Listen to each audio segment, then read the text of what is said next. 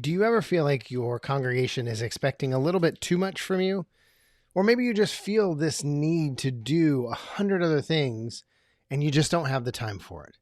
Well, if you've been in ministry 5 minutes, you know that everybody has an expectation. Everybody in your congregation expects something from you, whether it's they expect you to preach a great sermon on Sunday.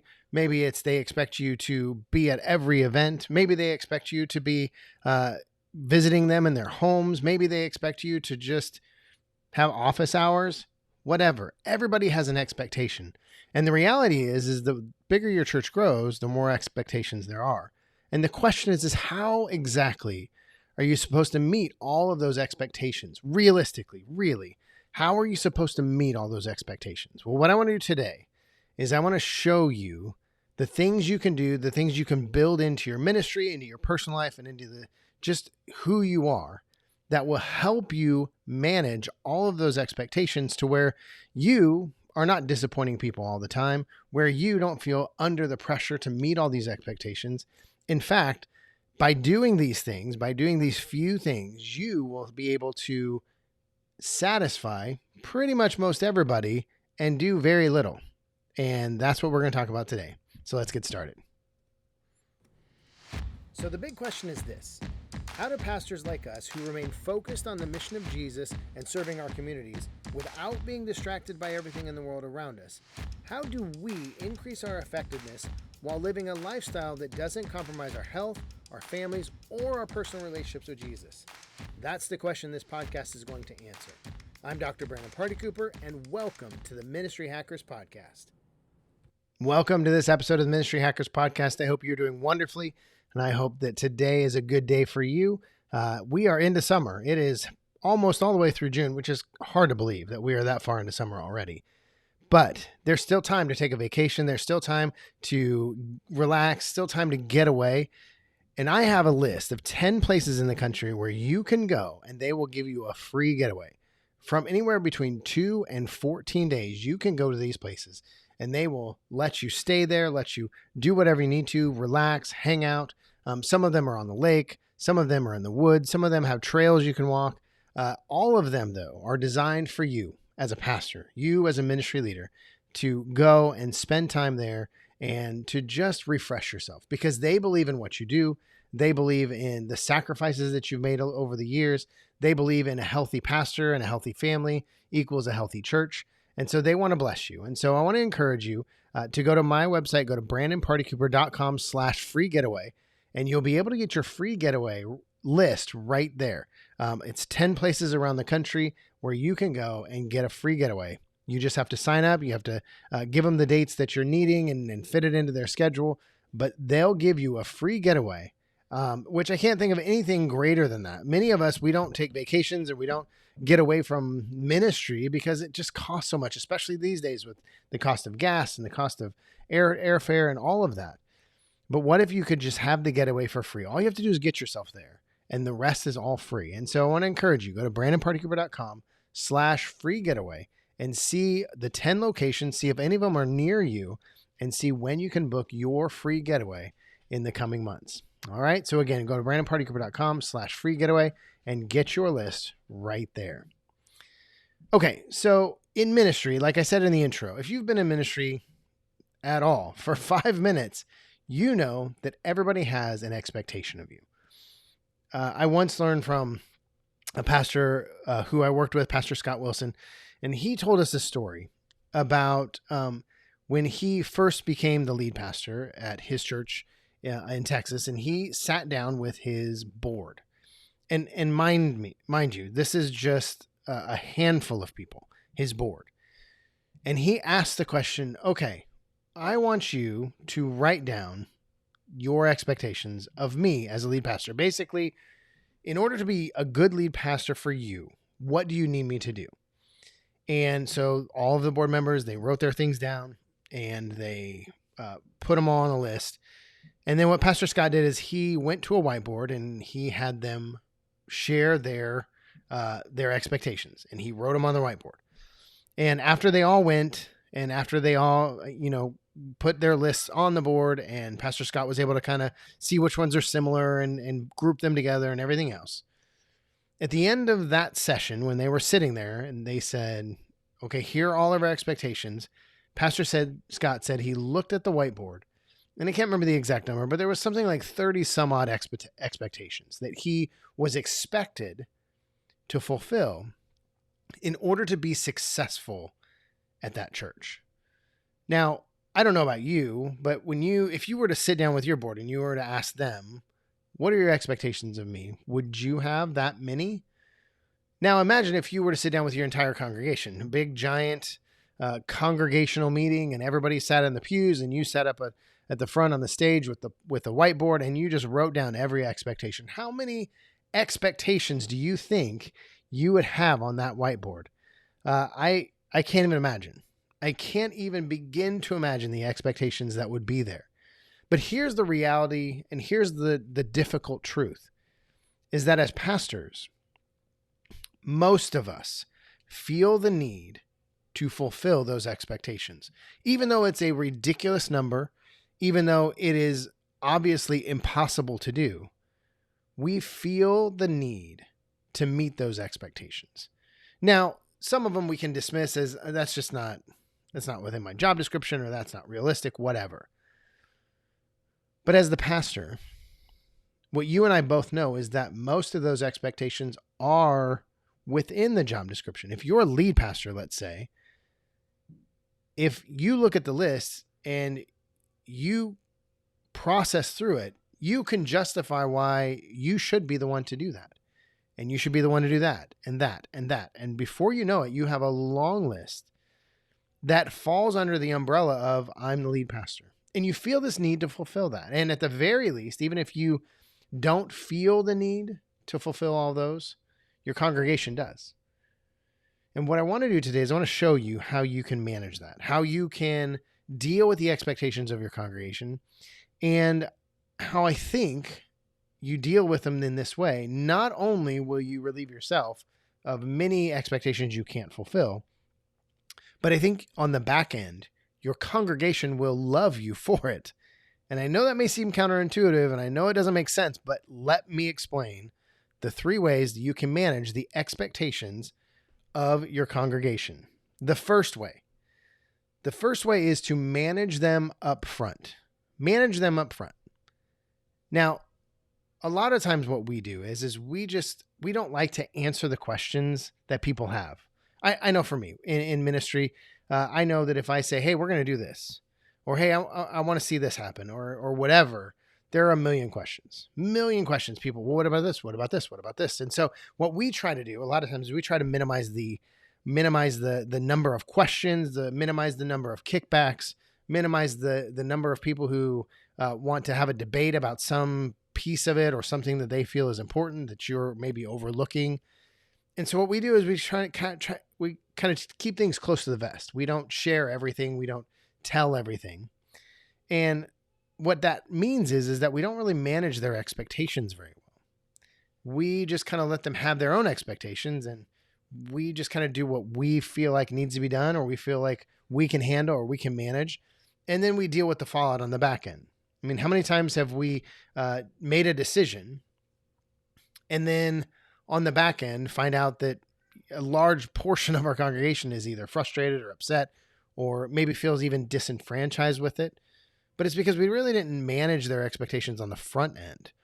Or what we do is we kind of give them a vague idea of what it is. Let's say we're moving forward on a building project, or maybe we're moving forward with a new ministry, and we have this vague idea, or at least we communicate this vague idea of what it's going to be like. So then when it materializes, when it actually is happening, they feel like they weren't told quite what it was going to be. Or they feel like maybe you were telling them one thing and it was something else, or whatever. And if we take the time to manage expectations on the front end, and we say, okay, this is what we're doing, this is where we're going, this is what's happening, whatever the case is, and this is what you can expect. And that phrase alone is really powerful, because on the front end, it tunes their ears in. When you say, this is what you can expect, then their ears are tuned in to, oh, now I can hear and listen and find out exactly what I can expect. And what that also does is on the back end, when somebody says, hey, Pastor, you didn't tell me that, or that wasn't what I was expecting, you can go back and say, I did say you can expect this, this, and this. You communicated it. It was clear up front. Maybe they didn't listen. Maybe they misunderstood. Maybe they were gone that day, whatever the case was. But you can go back and say, I understand and I'm sorry, but I did say here were the expectations because you clearly laid them out. And so that's, I think, what you need to do on the front end. The first thing you need to do is you need to manage those expectations before you even get deep into the weeds of whatever it is, so that people have an idea. They have a future understanding of what it's going to be, so that when whatever happens, whenever decisions are made, whenever things go down the pipeline, whenever they materialize, they have at least a clear understanding of what those expectations are, because you've defined them, you've guided them, and you've taken away a lot of the guesswork. You've taken away a lot of the gray area, so that maybe it's slightly different than what you communicated or slightly different than what they expected, but it's within the parameters and the realm of what you did communicate on the front end. Their expectations were managed on the front end rather than dealt with on the back end because you didn't meet their expectations. So that's the first thing. Manage their expectations before it happens on the upfront. The second one, and I'm a huge proponent of this, the second one is under promise and over deliver. Under promise and over deliver. A lot of times what we do as pastors is we want to over promise, and then it ends up being we don't quite deliver what we were hoping to. And I think it's because, there's a couple of reasons I think. I think it's because sometimes we feel the need to reassure people that it's going to be great. We feel the need to, hey, this is going to be a wonderful new ministry. Hey, this is going to go well. Hey, that building project is going to be amazing. We're going to have this new building, whatever. We feel the need to really just kind of alleviate their concerns on the front end. We want to aim high so that everybody's excited and everybody's on board and everybody's jumping up and down on the way into whatever we're doing. But what happens is when we overpromise, then we come on the back end and we've underdelivered. Everybody has this really high expectation, and then it gets more down here where they're disappointed and they're frustrated and they're like, wait a second, what happened? And it doesn't matter what happened, because, even if we have perfectly good justification of why we missed the mark, they don't care. They may be understanding. They may give you a pass. They may even be forgiving depending on what's going on. But they don't really care, because what they know is that their expectation was not met. And it's really hard to overcome that, especially if we do that successively. And I know for me, when I was younger in ministry, I did this a lot. I definitely overpromised. Maybe because sometimes we expect for us to have more time to get it to where we want it to be. Things don't move as quickly as we expect them to. Maybe it's harder than we thought. We thought it would be way easier, so we could promise this, and then what happens is we got into the weeds of it, and realized the details were way more complicated. It was going to cost way more, whatever the case is, and so we had to come down and settle where we were and where we ended up being. And there's always some reason why we underdeliver. But at the end of the day, your congregation doesn't really care.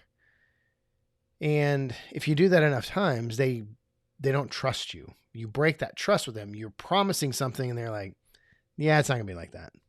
It's not going to be that good. Whereas on the flip side, if you underpromise and overdeliver, then what happens is you manage their expectations on front. You say, hey, we're going to do this thing right here. And I know that some of you would like this up here, but we're really going to do it here because of time constraints, because of resources, because of whatever reasons.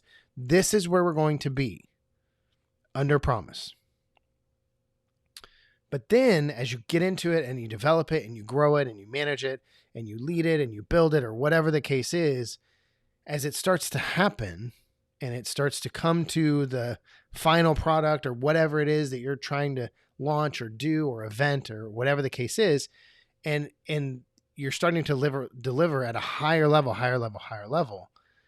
Well, everybody goes from being satisfied with what you offered or what you promised to being excited and overwhelmed and appreciative of what you're giving them. And what you do when you simply under promise and over deliver, when you under promise and over deliver, what you basically do is you take all the disappointment you would have created by over promising, and you turn all that disappointment into appreciation because you over delivered. So let's just take a very basic, very simple example. Let's say you have an event. Let's say you have an all church event and everybody's going to be there. There's going to be a cookout. There's going to be games. There's going to be, all kinds of stuff for everybody to do. Maybe you're, I don't know, maybe you're going to have snow cones for the kids. Maybe you're going to have a softball game with everybody in the congregation. I don't know, whatever it is. You have this big event and you tell everyone, hey, I'm going to be there. I'm going to be there all day long. I'm going to be there ready to play, ready to hang out, ready to be with everyone. I'm going to be there all day. And then what happens is, maybe things at church go a little long. Maybe you're finishing out and you don't quite get there as early as you would like to, or maybe something comes up and you have to leave before you're wanting to. Well, you've promised to be there for the entire event. And then what happens is you're not. And so then the congregation, those who are really paying attention and really caring about you being there, are disappointed. They're like, oh, pastor. And again, maybe there's justified reasons. Maybe there's good reason you weren't there. But again, they don't care on some level. And now they're disappointed because you didn't follow through with what you promised on the front end. Same scenario, but instead you say, hey, we're going to have a great time as a church family, and we're all going to have fun and play games and cook out and whatever, And I'm planning on being there from this time to this time. I'm going to be there for, from 1 to 3. I'm going to be there. And so I'm looking forward to seeing you, and I hope to get to shake your hand and maybe get to play, some basketball with you or whatever the case is. But I'm going to be there from 1 to 3, and I hope to hang out with you while I'm there. And then what happens is you show up at 12:30 and you stay till 4. And everyone knows you were going to be there from 1 to 3. But when it's 3:30, 3:45, and you're still there hanging out with everybody, talking to them, shaking hands, playing some basketball, they're like, oh, pastor, man, I'm so glad you were able to hang out a little bit longer than you expected, because you underpromised and you over-delivered, and you've turned disappointment into appreciation. And when you do this enough, and when it's built into the culture of your church enough, well, those are wins every time. Even if somebody says, pastor, I really wish you would be there the whole time. And you tell them, yeah, I really wish I could too, but, I have to, be at my kid's soccer game, or, we have, a play that we have to be at, or, I have to get out of town and travel, early in the afternoon, whatever the case is. You're managing that expectation and you're over delivering with what you're giving them. People will be disappointed because they always have expectations. They always expect more from you. But when you manage that expectation up front and you under-promise and over-deliver, even when they wish they had something more, they know what you promised them and they're appreciative for what you're giving them. And that's number 2. Now, the third one is a little bit tricky. But the third one is apologize when you miss your promise, not when you miss their expectation. And let me unpack that a little bit. So let's say that your congregation, or maybe a member of your congregation, is expecting you to, I don't know, again, let's go back to the picnic example. Maybe they're expecting you to be there all day. Maybe they're expecting you to finish preaching the service and pack up and change your clothes and head out to the picnic, and you be the last one to leave. And they're going to be the second to last one to leave to make sure that you're the last one to leave. And then you end up leaving early. Not earlier than you promised, but earlier than they expected. And so then on Wednesday night, let's say that person then comes up to you and says, Pastor, I had such a great time at the picnic. I really wish you could have been there the whole time, though, because, you really missed out on some really great stuff that we did while you were gone. Don't apologize. This is not the moment that you apologize. Because when you apologize, you justify their expectation. You are subconsciously letting them know, yeah, I really missed the mark, didn't I? Even though that may not be what you're saying, even though that may not be what you're meaning, that's what they're hearing. Instead, you just tell them, I really wish I could have stayed there longer. I really wish I wouldn't have missed out on that. But as I said, I was going to be there from this time to this time because I had this other commitment, this other whatever, and I really needed to leave when I did. I wish I could have been there, and I would have loved to have hung out with you and done that with you, but I just wasn't able to. You don't apologize. You reiterate your expectation, and you communicate your desire to have been there. You do not apologize. Now, when you miss an expectation, you must apologize. And I'm not saying you have to have a Sunday morning section of your service that's an apology section. I'm just saying that when you're not able to follow through on your expectations, the expectations that you have communicated, then you need to be upfront about missing that mark with whoever you need to. Maybe it's just with your staff. Maybe it's with key people in your church, whatever. Or maybe it's just when somebody says, hey, Pastor, you said you're going to be there until 3, but I saw you cut out at 2:45. We really missed you. Wish you'd have been there. Don't get defensive. Don't get upset. Don't get frustrated because you said 3 and you left before 3, even if it's a justified reason. You just tell them, yeah, I know. And I'm so sorry that I had to leave out early, but I had this thing or I needed to go or whatever the case is. And I really wish I'd have been there, but I wasn't able to be there. And I apologize for that because you gave an expectation that you did not follow through on. And what ultimately this does is it communicates to your congregation, whoever else that's looking at it, paying attention, you're communicating, I will follow through on my word with what I tell you I will do. But I'm not going to apologize if I don't meet your expectation. Because the reality is you can't meet every expectation. And if you apologize for every expectation you're not meeting, you give this sense and you give this feeling around the church and in your culture and in your congregation, you give them the sense that you're not following through, that you're somehow failing as a pastor because you're not meeting all the expectations of everybody in the congregation. And honestly, deep down for you, there's a part of you that starts to say, man, Pastor, why didn't you do that? Why didn't you follow through? Why couldn't you have stayed longer? Why couldn't you have put that off? But here's the problem with that, is when that starts to seep in, when that starts to become a part of your inner dialogue of, wow, I really could have been there longer. I really should have done that thing. I really should have met that expectation of that individual. Well, what that does is then it starts to put the congregation's expectations front and center rather than what you are called to do as the pastor and what your family expectations and your personal needs are. Your congregation is huge and important in your life. You have been called to serve them. But at the end of the day, all of their expectations are not what you've been called to meet. You have been called to meet the Great Commission for that congregation, for those individuals. You have an expectation from Jesus himself that says, go and make disciples. And I think too often we spend a lot of time trying to meet the expectations of our congregation rather than meeting the one expectation that Jesus gave us, go and make disciples. And the reality is it's really hard to make good, healthy disciples when we're not living healthy lifestyles, when our family is in disarray, when our health is struggling, when our mental health is struggling. It's really hard to be a good discipler and have good disciples when we're not taking care of the needs that we have in our lives.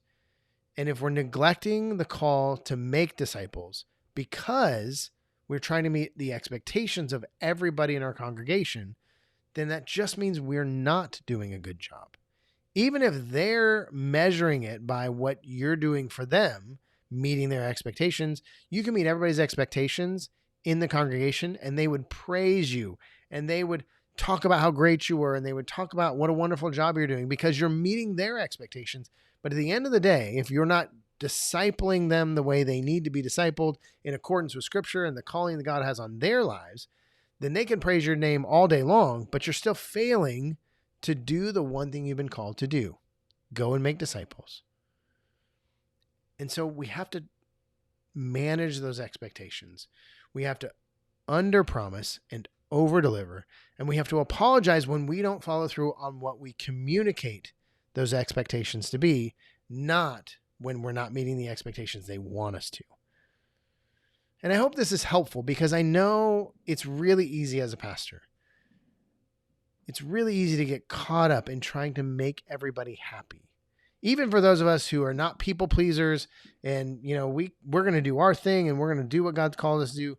Like, it's really hard though, when we're looking at that face of a congregation member and they're communicating their disappointment in us because we didn't follow through on something they wanted us to follow through on. It's really hard to do that. But we have to be okay with not meeting every expectation that's sent our way. And I think that honestly, if you will go through these 3 steps and you will manage expectations with these 3 steps in mind, most of your congregation is going to be very appreciative of you and what you do. They will be very appreciative of your efforts. They'll be very appreciative of what you're accomplishing because you're managing their expectations on the front end. So they're not running wild with crazy expectations. You are under-promising and over-delivering, which means they're getting in the habit. They're getting into the rhythm of pastor really kind of over-delivers every time. Like, he doesn't promise a whole lot, but man, he really nails it out of the park. And then when you miss the mark, when you miss your promise, when you miss what you tell everybody you're going to do, and you apologize for that, well, then they just trust you. They're more loyal to you. Not because you're meeting their expectations, because you're not, but because you're apologizing when you don't meet your promises. And that breeds trust in your congregation and your faith community. And so again, I know what it's like to be bombarded with expectations and feeling like you just can't get it all done. You just can't make everybody happy. I just can't make everybody happy. And you're right, you can't. So you need to make the people happy that really count in your life, your family members, your staff, Jesus himself. You make those people happy and you work with those people and they trust you, believe you, loyal to you, and support you. The congregation will fall in line. Not everybody in the congregation. And quite honestly, and I know this may not be a popular idea or thought, but honestly, some of your congregation probably just needs to move on. You don't need to appease them. You don't need to please them. You don't need to meet every one of their expectations because you can't make them happy. And it's probably time for them to go on. But you make your staff happy and you work with them well and you really build a great team. You take care of your family. You spend time with them and you have a strong relationship with them. You have a strong relationship with Jesus. You know exactly what he's calling you to do in that congregation and how to lead them. And you're making disciples. Everything else will fall in line. Jesus will take care of the rest. And so I know what it's like to feel the pressure of expectations. And I want to relieve you of that today by just telling you, if you will manage expectations with these 3 steps and you will focus on the people that really matter in your life, you won't feel that weight and that pressure all the time. You will feel the lift of that weight and you will know that you're doing a good job because you're meeting the expectations of Jesus himself and your family members and your staff, and you're following through with your promises that you're making to the congregation. So when somebody comes and they're complaining about you not doing something they expected you to do, it doesn't internalize for you and you don't carry that weight because you know you did what you were called to do and you did what you promised you would do. And that weight being lifted off your shoulders is monumental, and it will change the way you approach your ministry every day. So use these 3 steps, implement it in how you manage expectations of your congregation, and see how it not only changes you, but see how it changes them and their perception of you. Because I think what you'll find is they'll be a lot happier with you, even though you're not meeting their expectations. All right? Have a wonderful day, and I will see you in the next episode.